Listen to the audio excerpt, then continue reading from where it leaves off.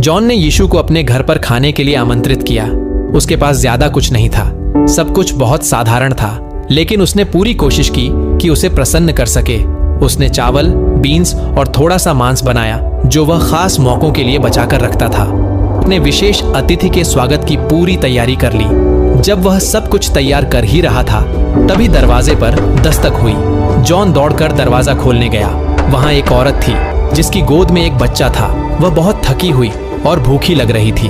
उसने धीमी आवाज में कहा, साहब, क्या आपके पास हमारे लिए कुछ खाने को होगा? हम कई दिनों से सफर पर हैं और हमारे पास कुछ नहीं है। जॉन ने मेज की ओर देखा। उसने एक थाली ली और उसमें कुछ चावल, बीन्स और थोड़ा मांस परोसा। औरत की आंखों में आंसू आ गए।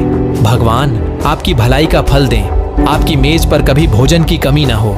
थोड़ी देर बाद फिर से दरवाजे पर दस्तक हुई। अब तो यीशु ही होंगे, जॉन ने सोचा। लेकिन जब उसने दरवाजा खोला तो एक बूढ़ा आदमी था, फटे कपड़े, कांपते कदम। उसने कहा, साहब, क्या एक थाली भोजन मिल सकता है? मैं बहुत थका हुआ हूं। जॉन कुछ पल झिझका, लेकिन फिर तुरंत मेज पर गया और बचे हुए मांस का टुकड़ा और थोड़ा चावल, बीन्स परोस दिया। बूढ़े आदमी ने मुस्कुराते हुए कहा, प्रभु आपकी दया को देख रहे हैं, वे आपके घर को आशीर्वाद देंगे। रात होने लगी थी। तभी फिर एक बार दस्तक हुई। जॉन का दिल धड़क उठा। वह दौड़कर गया। इस बार सच में यीशु थे। यीशु मुस्कुराते हुए अंदर आए और मेज पर बैठ गए। शर्मिंदा होकर जॉन बोला, माफ कीजिए, अब बस थोड़ा चावल और बीन्स बचे हैं। मैंने जो कुछ था उसे उन लोगों के साथ बांट दिया जो आपसे पहले मेरे दरवाजे पर आए थे। यीशु मुस्कुराए और बोले, मैं तो पहले ही भोजन कर चुका हूं जॉन। वो मैं ही था जो भूखा और थका हुआ तुम्हारे दरवाजे पर दस्तक दे रहा था।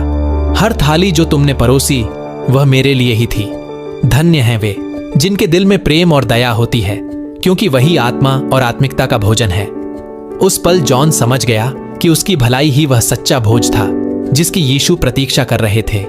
और उस रात उसके घर में ऐसी शांति भर गई जो उसने पहले कभी महसूस नहीं की थी।